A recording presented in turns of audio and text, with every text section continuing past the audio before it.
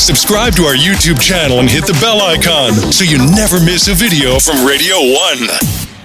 Well, thank you so much for joining us, Dr. SHEFALI Batra. It's been a while since we've connected, so I'm so good that we could manage to sort of find a common time zone. I know that you're based out of America at the moment, so welcome right back, and thank you so much for joining us on Going Mental. Thank you. I love being on your show, and I wish you do it more often. So we'll always make the time work. Happy to be here. Awesome. So let's jump right into it. Now, we've been in this pandemic for over 18 months across our country.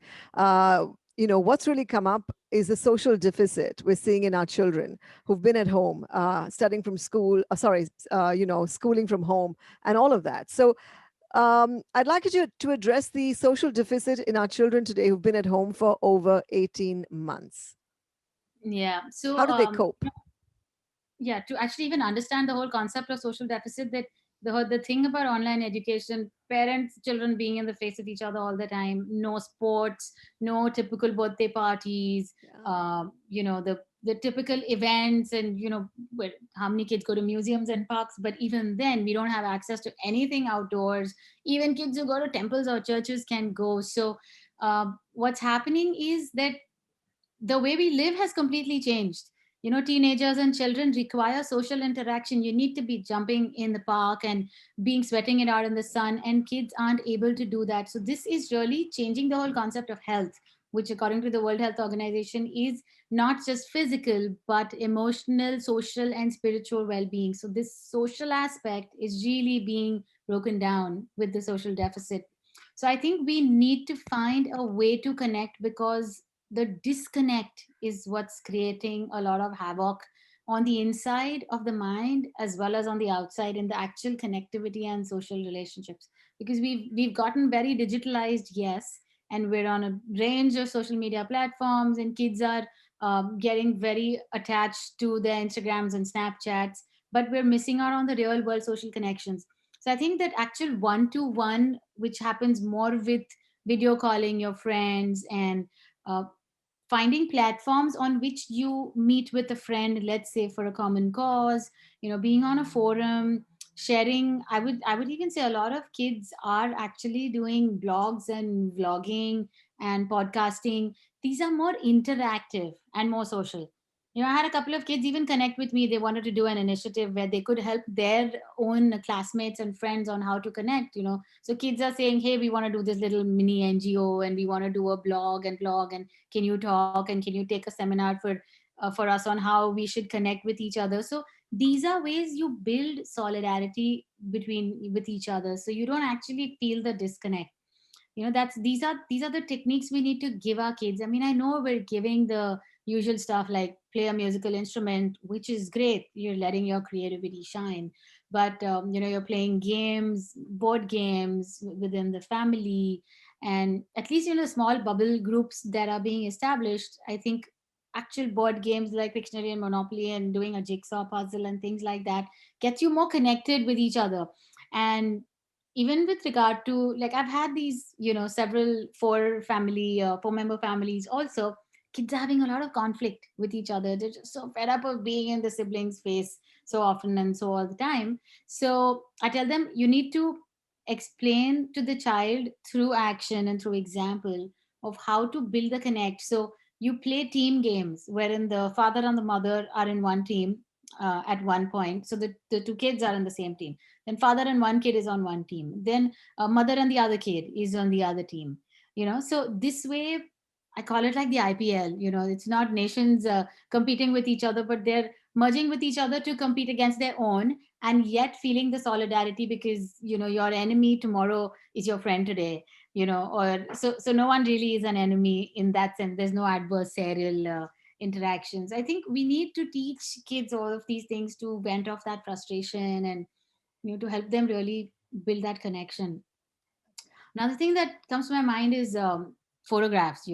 Like bringing out old photographs and reliving old memories, especially through big fat photo albums that parents and grandparents tend to have, which children of today have no idea about because it's just so digital. So I think getting those photographs out and discussing family trees, I told Yeah. one family to make a family tree. So he showed it to me. My client is the child, teenager. And he actually showed me the family tree that they went on to 4 generations before.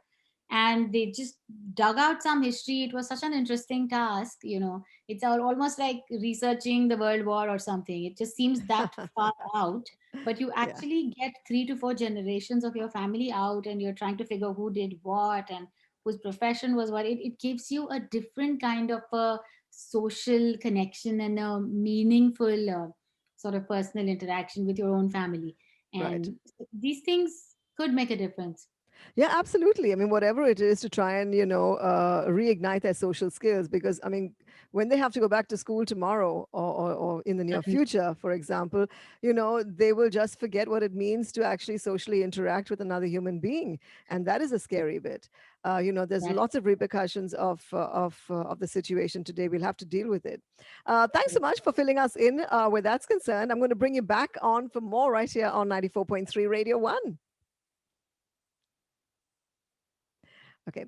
Welcome right back, Dr. Shefali Batra. We're going out to 4 cities. We're doing Mumbai and Delhi and Chennai and Bangalore. So we're listened to across all these cities. And, as different as we may be, within our country, we're also extremely, very, very, very similar as human beings. So trying to cope with the situation that we're all in India, finding joy with the simple things and the little things that life has to offer. Can you talk to us about the importance of it, number one, and maybe some hacks as to how we can, regroup our thoughts and kind of focus in the present and not worry too much about what's going on about us?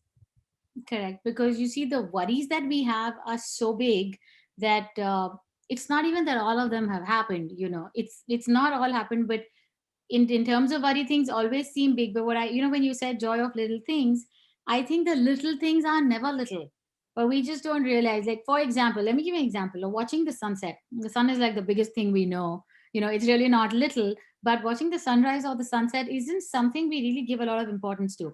But if we could drive out to some place, to a little hilly area somewhere on the outskirts, and find a moment to watch the sunset and feel the serene calm, it's actually quite a little thing. It really doesn't cost you that much. Yeah. It's not an expensive show, but it's just something natural, something we're so thankful for, but we don't acknowledge it.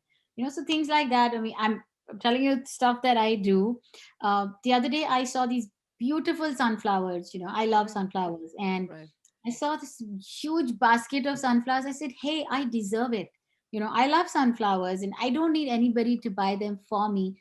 I am so special that I'll buy them for myself. And I looked at those sunflowers for 6 to 7 days. They stayed bright. I put in flower food, and I just stare at the sunflower and say, life is beautiful. It's these little Yes, things, these yes, little yes. things. Self-love. I find that sometimes because, as women, as nurturers, mothers, daughters or whatever it is, we find ourselves constantly giving, worrying about the husband, worrying about the home, worrying about the child, etc. So we're worrying about so many other things. We So forget much about the that you self. forget about We yourself. forget about it. So I think, it's so important, equally important for us Reconnect. to show a bit of self-love, isn't it? Correct. You reconnect with yourself. And that's how this is not selfish. Actually, nurturing yourself just makes you stronger to help other people around. So, the next thing I was going to bring about is um, eat an edible treat, something that, relish an edible treat, something that you like. And well, this is again a lot of my personal philosophy. I love this particular multi-seed sourdough, and so and I like it with cranberries, I like it with sunflower seeds, and you know what, since I'm so choosy about what I like, I'm going to make it for myself. So it's not easy to make bread, but it's a little thing. You could just go to the market and 2 3 400 bucks buy amazing bread, but the joy of doing it yourself, it's again, well, it's a pleasure that's unique to me. A lot of people may get stressed out and they don't want to do it, they want to Right. get it, which is fine, but treat yourself and figure your own passion, right? We're all different about different things. Somebody likes to play a musical instrument. I know so many people, so many doctor friends of mine, they're playing different instruments. All of a sudden people are painting, we're sharing I share the photographs of my food. People share photographs of their painting and their art, and then people send audio clips of their music that they make. I think these are the things that you share with each other. When I send photos of my food, people are like, "Where's the download button? Where's the download button? I'm gonna download and eat it." And we have a good laugh. So it's these are the things that actually keep people together, right? Because Right. I'm complimenting my friend's painting, he's complimenting my food, and it's not just about the compliment, but the acknowledgement, the appreciation that you get. It's spurting dopamine in everybody's brain, right? It's making us happy. It's making us feel that even though I'm alone eating my meal by myself, there's still someone who's actually acknowledging it. I was doing a little ritual. There was one of these days, there was this little sort of puja that I was doing. And I said, "Hey, I'm alone." So I called up my niece. It was middle Yeah. of the night, and youngsters are awake, right? So she sat with me for the puja on video. It's Oh it's my these little gosh. ways you connect, and Yeah. I'm like, "Hey, you were there with me. I wasn't alone." Yeah. So by the way, like I made pickle, a lemon pickle. Right. There's lemon trees around me. I plucked the Yeah. lemons, made pickle. I went to 5 homes and gave pickle to friends and family. And Amazing. this is it's very little, honestly. it's Yeah. it's effort, it's good fun. Yeah. That too, I called up my aunt, my mom's sister, to Yeah. ask her how to make the pickle. She was so happy. She's like, "Wow, you're making my recipe." And then I called up my cousin in another city and I said, "I'm FedExing the pickle to you." This is how we just, like, we're sending our love, and Yeah. someone in another city is going to eat what I made, and she's going to feel connected with me, right? So Absolutely. Yeah. these are the ways. I think these are all teeny tiny things which are actually Yeah. not so teeny I tiny. mean, I have to agree, like you said, getting a dopamine fix, whether it is self-love or catching a sunset, making your pickle, doing a little bit of pottery, or, a kitchen garden, setting up your kitchen Light garden, some or candles, light a candle. Yeah. Light a an candle. aroma candle, something that you Right. like. And Yeah, absolutely. my kitchen soap, I got a mandarin ginger lemongrass soap. So every time I wash the dishes, I feel so good. Wow, this smells so good. Trust me, it's the little things that matter. Yeah, And it's the it little things that is. So I have to talk to you about staying present and, stroke mindfulness. And I believe if you invest in your present, you're sort of investing in your future automatically. So important for us in times such as these to sort of not worry about what's going on about us and what's going to happen, but focus on the here and now. So yeah. it's over to you to talk to us a little bit about that and maybe share with us some tips as to how we can do this. Absolutely, Arika. So, this whole concept, we don't realize how mindless we are half the time. And I use the word mindlessness several times a day in my therapy sessions with clients I see, because everybody is so stressed out. And they're stressed out about, what happened last month? What happened 3 months ago? What's going to happen in the future? So, what? I know what happened in the past. I can't change it. I don't know what's going to happen in the future. I actually can change it by changing my present. I can change my personal future. Well, I don't know whether I'm going to get sick or not, or what's going to happen to me, or whether I'm going to meet with an accident. No, that's not the kind of stuff we can change. So we can't change the world, but we can change ourselves. And when we change ourselves and change our reaction to what we're thinking about the past or the future, I think we change our present. It sounds a little complex, but the past and the future always mess with our mind. It's the present which we can control, which is in our hands. And truly the present is a gift, right? That's why it's called present. But Right. we're not making use of that gift. We have the present. There are plenty of people who don't. So we have this moment, and how do we live in this moment and savor it and make meaning of it? I think we need to look a little inward. The whole introspection is a method in which you're looking into yourself and figuring out, why am I so worked up? What am I getting so keyed up about? There are very valid reasons to get keyed up. Trust me, irrespective of the pandemic, there's enough in life to worry about. The pandemic and the whole virus situation has only enhanced the worries. But I think when we look inward and find a sense of calm on the inside, which happens with a little bit of mindfulness, a little bit of deep breathing exercises, meditation.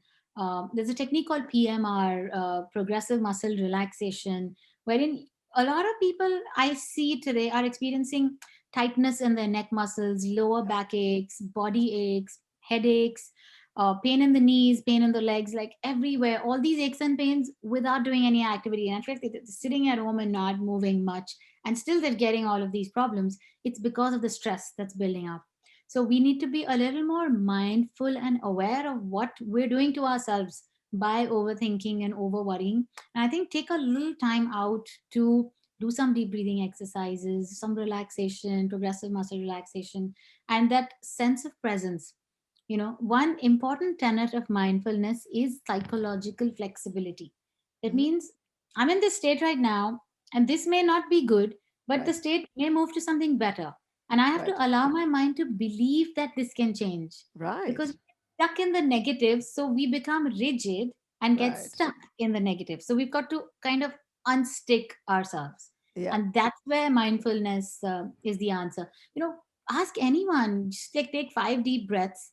Hmm. It just automatically makes you feel a little easy and a little calm, right? So Yeah. we're already it unstuck. it helps me focus. I know that because Correct. you're being bombarded by so much stuff. Oh, I've got this to do, this to attend, that to do. I'm trying to run the house. I'm trying to be You're a mother. not I'm able trying to be to do the husband. anything.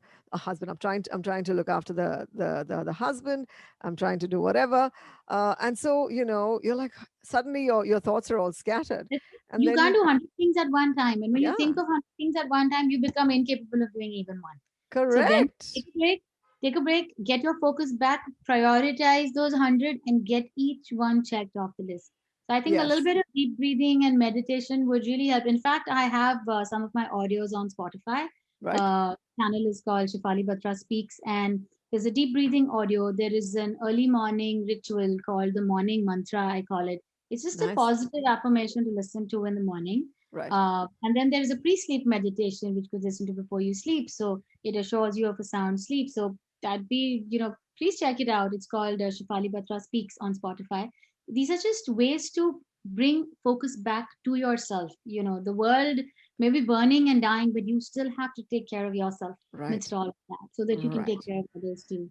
So I think we Okay. need to get a little more mindful of that. Fantastic. To my Radio 1 listener, it's on Spotify. Shefali Batra Speaks. And you should be putting me to sleep tonight. Fingers crossed. you know, Parts of our country were devastated with the second wave of the pandemic. And a lot of us are now grieving, deeply grieving, not sure how to move ahead. How do we cope with this loss? Can you give us, maybe some, I don't know, give us some direction. That's what we need to help us cope with the loss. Right. Of course, the waves have hit harder on certain shores, but the waves are pretty much hitting the entire planet. And so everyone today on this planet has lost one, two, three, 5, 7, or 20 people who mean a lot to them. Everyone has lost someone. And so one thing I think we all need to realize is we're not alone. It's I know it doesn't comfort to say that, hey, you lost someone, you know what, even I lost someone. That's not really the attitude which helps. But the fact that that's what solidarity means, right? We're together in this. And when we're in it together, though we're all suffering and struggling together, we know that we have someone with us. So I think just understanding that sense of solidarity also helps, which means we have to reach out to loved ones. We have to reach out to people and feel the togetherness of what we still have over and above what we've lost and who Mhm. we've lost. So it's a sense, it's not exactly a physical connection, but it's the emotional and psychological connection that you have with people around, which really makes you feel that you're not alone. Yep. And so the next point I was going to bring up is be gentle with yourself. You can't be beating yourself. I have so many people who are grieving, even personally today I spoke to somebody who said, I could have saved my father. I Right. just didn't get him to hospital in time. He was traveling from this place out of town, and I should have just not let him go back. And so many people are getting thoughts like that, that I just didn't do enough. I've had Yep. close friends who've lost parents, and everyone's just struggling with the same thought. I could have done something. I didn't do enough. So I think we need to be a little more gentle with ourselves and understand and accept also that your feelings are normal. Hmm. I won't tell someone, hey, no, you're not supposed to feel like that. I mean, you could feel like that, but with Yeah. feeling like that, you still have to be gentle with yourself, because it's giving a new meaning. It's all of this is giving a new meaning to your own understanding of your relationship with people, your own understanding of your own capabilities, and rather we're also becoming very aware of our incapacities. Yeah. You know, I have friends who are doctors, right? Everybody's, so Yeah. many respiratory physicians and neurologists and Right. doctors all over the place. Hmm. But the one thing that even I hear from my doctor friends is that we're realizing our limitations. You have all the money, but the VVVIP room of the hospital, we Yep. don't have oxygen. We don't have oxygen. Yeah. We're realizing Absolutely. such truths that the whole planet is suddenly devoid of a lot of its basic necessities. And today, it's not your money, it's not your status at the ground level.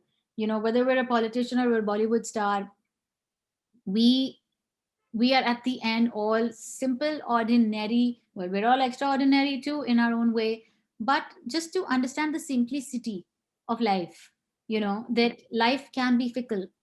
Nobody can deny that fact, right? Hmm. We've lost people with cardiac arrest, we've lost people with COVID, we've Yeah. lost people in accidents, and we have HIV deaths happening too. But it's just that we have to find more meaning in our existence. We have to realize, I think when you lose somebody, the question you ask yourself is, my life, I know someone, it's a real personal example, someone who lost a husband who was very fit, very exercise enthusiast, and she'd never exercise, and he'd keep saying that, hey, you should exercise with me, you should come for a morning run. And he had a cardiac arrest, an Right. absolutely fit guy, and now it's giving her a sense of meaning that he did so much and this happened to him, it's not fair. But I said, you Right. know what, you've got some sense of purpose. You've got to find that sense of purpose. You've got some purpose, you've got to find the sense in that purpose, because you're alive for a reason, and Hmm. find meaning in that reason and make it come alive, because Right. a lot of us have been wasting our lives and Hmm. not doing what is right. So I think when we lose people who are dear to us, it gives us a sense that we still have life. We should be valuing life more. We should Right. take care of our health, we should do what we can, we should reach out to more people. We know we're not alone, but we need to let people know that we're not alone. And even when you're grieving, when you support someone else who's grieving too, you actually feel better about it. These are subtle ways of Yep. building dopamine Yep. boost. Again, we Yep. spoke of dopamine boosters. Dopamine boost is not just watching a fun movie and doing drugs or alcohol, for Hmm. that matter. Yeah. It's about doing good, gratitude, expressing gratitude for what you have, gratitude to the unfortunate. Kids are still struggling with cancer, people are making donations. We need to do more of that to enhance the value of life in our mind as well as the mind of others. I know so many kids who want to approach the needy kids and teach them English, and they're Right. doing these little NGO projects, and Yep. this is what our world needs. I think our world needs to become a nicer place, because the world needs niceness, the world Yep. needs compassion. We've actually lacked compassion for a long time. We I need to build agree. that connection and that compassion for each other. I That's the agree. only I way that agree. we'll be able Yeah. to survive. Yeah. Today, I have to talk about a shadow pandemic. It has to do with domestic violence. It's shocking how the cases have skyrocketed, also brought to light the fragility of our ecosystems, fragility of our family dynamics, and how we need to address it. So, oftentimes, families just can't cope with the stress of the pandemic, adding to it as well. And this has resulted in large numbers of domestic violence cases across our country and across the world. So, how can we as a community ensure the safety of our members and importantly read the signs and know that somebody needs help? Sure, Erica. What we're seeing on the surface, we have just so many underlying layers to cover here. Domestic violence is just an end product of a whole lot of turmoil that people are experiencing. A whole lot of personality dynamics and family dynamics. Um, it's not at the outer surface. Yes, we could say that the whole frustration of the pandemic and the lockdown and being stuck at home, sometimes in very small homes, big families in small areas, Yeah. both the partners don't have space for each other, and then there are children, and at one point in time there is two or three online schools going on different gadgets, and uh, the husband is trying to work and the wife is trying to get the food on the table, so much of lack of personal space is just getting everybody so claustrophobic that the frustration threshold has really dropped. So the lowering of this frustration threshold has allowed people to cross the line, and verbal abuse, physical abuse, all of this has gone up. More often than anything, I think passive aggression is where all of this starts. It's like the simmering volcano, which is just totally harshly simmering inside, but it hasn't get spit out as lava yet. That passive aggression and resentment is really building up. There are so many people who, just the whole concept of meeting friends and venting to your friends and having that little chat with the boys, the girls just going out for a girls night, or just a little gossipy talk that they have with their friends. You can't gossip at home in a 2-bedroom apartment with 5 people around. So, or 2 bedroom is again lavish, in our country. It's, Yeah. we have to keep in mind the sizes of homes. And I know so many 4-member families living in 1-bedroom apartments, and they're still, I would say, pretty well off. But Mm. this is the life that we live, right, in especially in metropolitan cities. Right. So the incidence of violence and frustration, I've even seen teenage children getting upset to the point of breaking things at home and flinging things on their parents, which they would not do otherwise. It's Right. just because everybody's missing that personal space, and they're missing the freedom to do the things that they want. And so there's just the whole frustration threshold has changed, and they just are not able to deal with it. So I think people need better coping strategies. Yeah. And so again, there's internal strategies wherein you change the way you think, which is obviously harder to do because it takes a lot of mindfulness and self-awareness to even realize that you're doing something that's breaching your relationship. Hmm. People are not even looking at the relationship at large. They're just looking at very surface level. How am I feeling, and how do I just vent off this frustration? I was talking to a couple, in couples therapy. I asked her, I said, why are you talking like that to your husband? Is this helping your relationship? She said, no, I'm just doing it to get the vengeance out of my heart. She was so vocal about it. Oh She my said it God. was about kunnas. She said, मैं बस अपनी खुन्नस निकाल रही हूँ. This is all I'm doing. So this is how our thresholds have Dropped. dropped Yeah. to such a horrible level Yeah. that internally I get it. We need a lot of mindfulness. This person is talking to me in therapy, so I'm helping her. And she laughed and she said, oh my God, I really need to change. First it started off with complaining about her husband, and at the end of the session she said, oh, I really need to change. So Yeah. that was really nice. It was even rewarding for me to understand that she had Right. accepted what the problem is. But everybody doesn't have that luxury. People are not aware of what Correct. they're up Yeah. to. I think at least on the outside, I would say make little sections of the home, put little dividers that this is my space.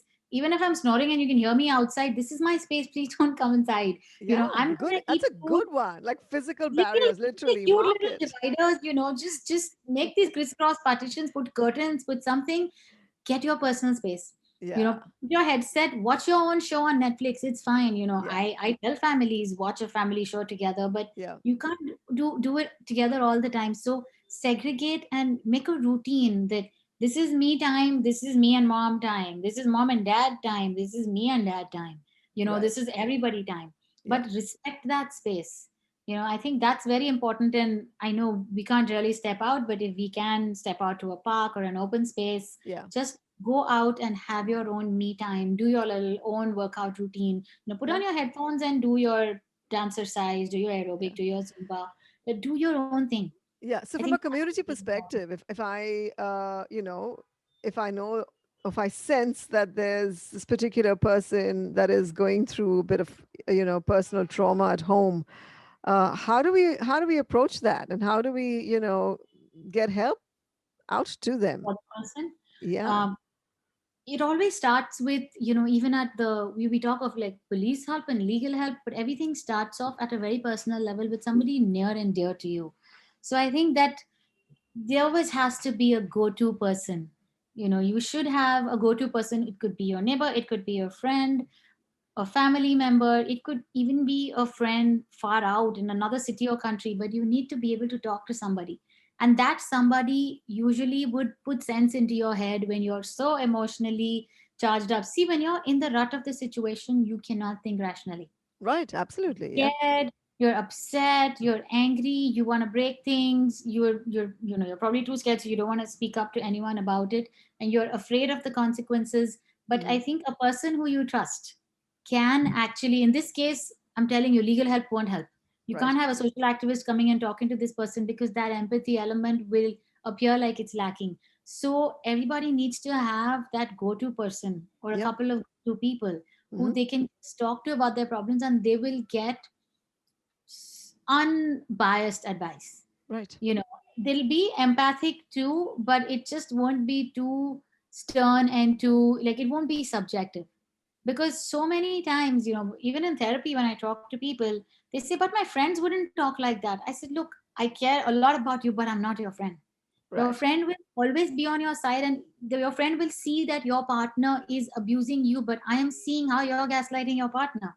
So you Hmm. have to change that too. So Right. getting definitely a professional perspective always helps. Right. But remember that if you're a victim of violence, in a situation where you are emotionally charged up, you're in the rut of the situation, you may not be able to take the right call. So Hmm. you should know that help is available. You should seek and reach out for help. People Right. are not going to judge you. Right. You need to have this couple of close people and believe that they're going to be there for you, because you Right. need. I think also the belief that you can get out of this, and that you deserve happiness. You Yeah, deserve, you stop you believing that, because yeah. a lot of You people can't blame live in fear. You cannot live in fear. living It's not in That's fear, not how it's supposed to guilt, be. fear, guilt, self blame, all of these things tend to happen when you're a victim. It's the victim mentality when you're Right. victim for too Right. long. You need to Okay. get out of that. Drawing from, say, an international case where Britney Spears is undergoing very, very visual and global kind of. It's everyone around the world knows about it. Britney Spears is still an adult and is still being controlled by her father on multiple levels. Hers is a complicated case, of course, but and it has lots of baggage. But we have situations in India today where parents still want to be in charge of their adult children's lives. It's been causing a lot of distress to them and their families, especially in the case of, say, family businesses, where private and professional lives are very tightly bound. So, how do we address this? How do we acknowledge it? How do we address it? You just, I'm dealing with this every day, honestly. I had a couple of people connect with me, especially when you mentioned family businesses. I can recall one, two, three, almost five clients of mine who are engaged in the family business. They were doing their own little business, and the father said, "Hey, you should come and join me." And so they happily gave up their own little venture. And now suddenly the father says, "You don't know anything. No, this I'm going to manage. That I'm going to do. No, no, Hmm. don't bother with this." And suddenly the kids are like, "What are we doing at all?" you Right. know and nothing can change the fact that your parent is 25 or 30 or 35 or occasionally even 40 years older than you, and hence has that much more experience than you. So that is not going to change. The Hmm. age gap is fixed, it's going to stay. But I think it's more of the interpersonal respect and the respect for your own identity. It's easy for a parent to say that you're always going to be my child because you are always going to be the child. But I think that maturity that needs to evolve in the mind of the parent. Like today, my mom comes to me occasionally for advice, and she listens to me as if like I'm some elder of the house, Right. because that's the degree of respect that she has for me. And we were just having a one-on-one conversation the other day about how she looks at us, I mean at her kids, as individuals, and she says she really looks up to us to learn from us. Right. And that being said, my mother is a very intelligent lady. She's extremely accomplished and extremely aware about herself, but she still sees that. I think a lot of parents haven't evolved to understand Right. that that our kids are their own person. The Right. umbilical cord was cut when you were born, and unfortunately sometimes after 40 years the parents still say, hey, your nourishment is coming from me, you are my child, so I have full right to control you. That Right. unfortunately is actually breaking the bond. The parents are thinking that we are so in control of our child that they're making the kids want to break the bond completely, where Hmm. actually it's just so counterproductive. I think it comes from insecurity on the part of the parent. I don't think that it is an inadequacy of the child which doesn't allow the parent to trust the kid. I think it's the inadequacy on the part of the parent that they feel if they give the child the freedom and let him or her live her own life, then the kids will not want the parent anymore. So Right. it comes to that I need them to need me. I want Okay. them to need me. And I think that is what drives the I have full control over you. I control the finances. Even if you're 45 years old, I will give you the pocket money. I have had a 60-year-old come to me saying that he still gets a sanctioned amount of money from his 85-year-old father as part of the business. you Wow. know it it's crazy, the way this is not a large volume of people, but it's Yeah. interesting how some people just don't let go. Right. There's this theorist Eric Erikson who quoted that, towards the end of life, the two conflicting dynamics that we're working on ourselves is ego integrity versus despair. Mm-hmm. Ego integrity means I make myself full. Ego doesn't mean the attitude ego, it means a sense of self. Mm-hmm. So I complete myself, and these people are not going to be pushy and authoritative versus the ones who are in despair. They're still struggling even at the age of 60, 70, 80. They're struggling with their own sense of power and autonomy, that they Correct. don't want to let go of their kids. I think Right. that's a lot of what's happening. I wish maybe at the outset the whole parent child bond just needs to be more of independence and not of overbearing. I Right. think it comes traditionally, if you see on the eastern side of the world, this whole authoritative nature is pretty intense. In Yes. fact, India is like the west for some of the countries like Japan and most of the Uh-huh. eastern nations. I have clients world over, so I have some of my Japanese people tell me, oh, India is very liberal. Uh-huh. And on the other hand, you go to the UKs and the Americas, and then you see that obviously India is still slightly traditional compared to the West. So Right. I think it's so much of cultural influence in this It that is. Yep. I think we Yep. need to learn. Okay. Indian parents need to learn to let go, because that's the way. You're going to keep holding your child, he's not going to learn how to swim. Just let him go in the ocean, he'll spring up on his own. I Right. think parents need to understand that. Right. In fact, I just launched my new website. It's called drshefalibatra.com. And there is actually a section on family conflict where I've Okay. brought in a lot of the whole role of joint families and how I think joint families are wonderful. Yep. But at the same time, if the dynamics are not well managed, I think the autonomy of every individual gets eaten up. So there's a lot of teenage turmoil and a lot of the adult to the adult turmoil, that is the adult children as we call it, the Right. 30, 35, 40-year old children who are still under that tormenting pressure of their parents in terms of businesses and important family decisions Right. and things like that. So yeah, please take a look. It's For sure. drshefalibatra.com, and you could Yeah. search for family conflict there. Okay. Thank you as always. It's been wonderful chatting with you. Please continue to keep it safe, and then we shall connect with you real soon. Thank you. Thanks, Erica.